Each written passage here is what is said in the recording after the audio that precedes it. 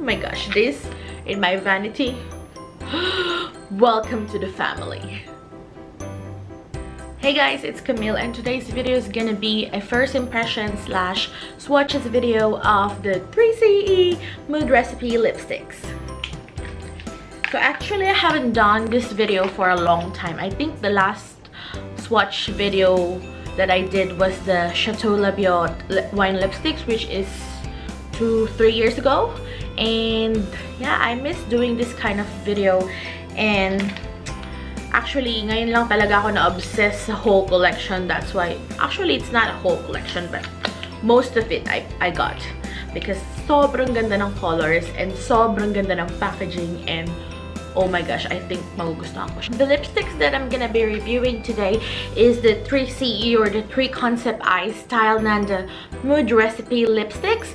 I've got 3 full-size ones and I've got the mini collection. All of them I got from yesstyle.com, but yung Mirror Light, I purchased it in my local Korean cosmetic shop. Price of this set is around $57 Australian, and I think meron yung discount, that's why medyo mura siya.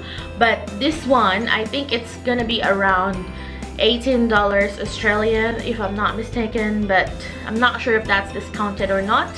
But if you're gonna buy it in your local Asian cosmetic store, it's gonna be probably around $25, which I did pay for Mirror Light, because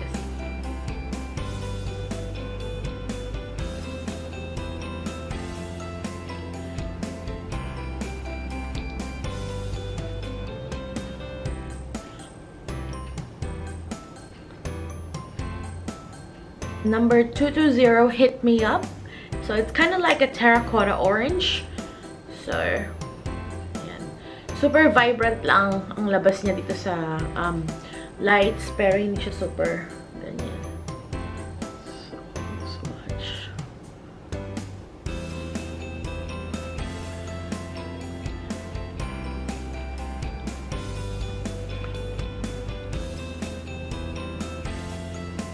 This is only one swipe,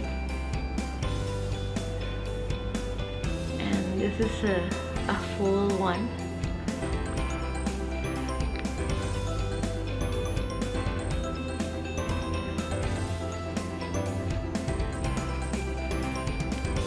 Pero kay todo mo ganyan siya, orange. Next color is called Mellow Flower.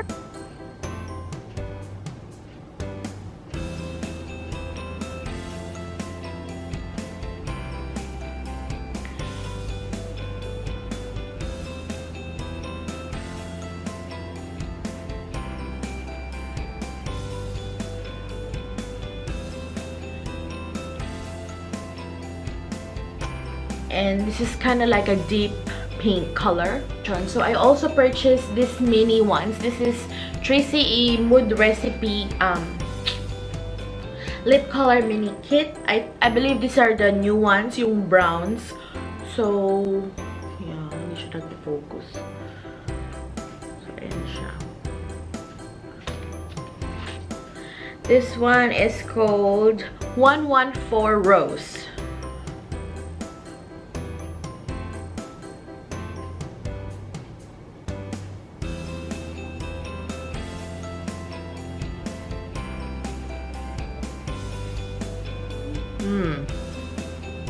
Very earthy siya, although maganda siya.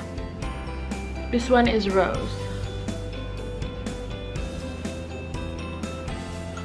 Medyo parang patay ako dito, pero maganda siya. 115 Mas. So I think this one is mas maganda siya ng slight. So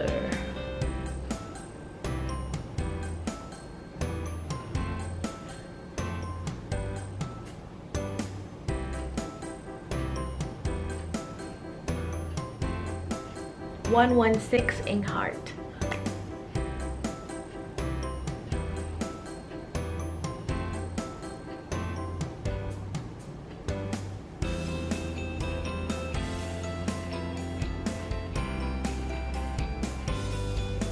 Ganda. Actually, one swipe lang, okay na talaga siya. So, ito, one swipe lang to ng upper lip ko. So, kung gusto niyo lang ng muted.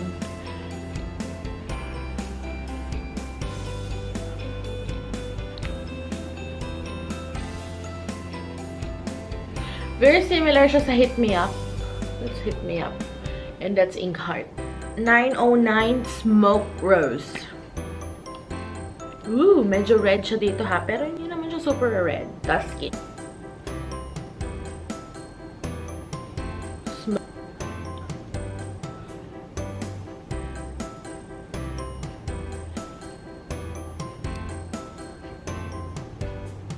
Smoke Rose.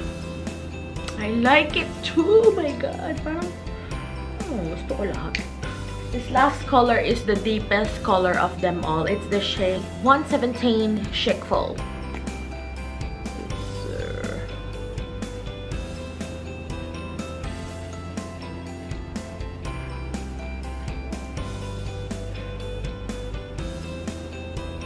Ooh. Actually, wearable siya. I mean, I thought I'm not gonna like this color, but mukha naman siyang okay.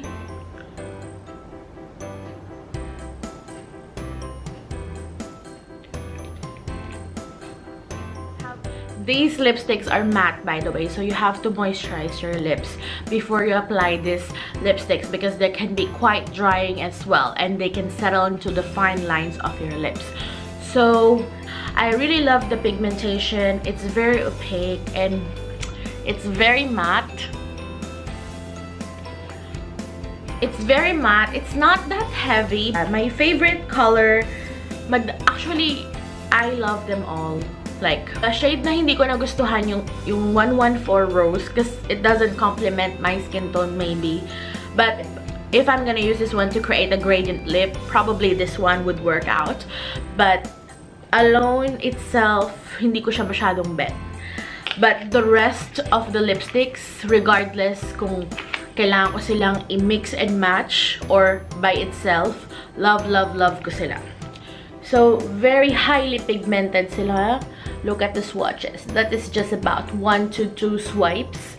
And very opaque ang kanilang color, which I absolutely love.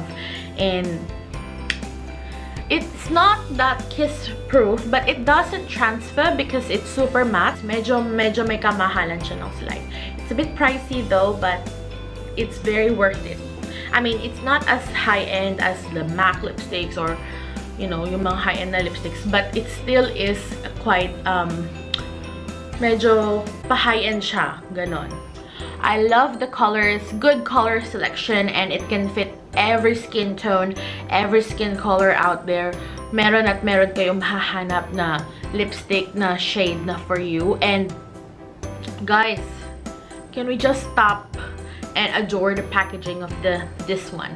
Super ganda at super Instagrammable yung packaging niya, and super. Would I recommend this product? Definitely, it's a big yes. I would recommend this lipsticks. I hope you guys enjoyed watching this video. If gusto niyo pa yung mga ganitong klaseng video, please comment down below or thumbs up. And don't forget to subscribe to my channel, and I will see you guys in my next video. Annyeong!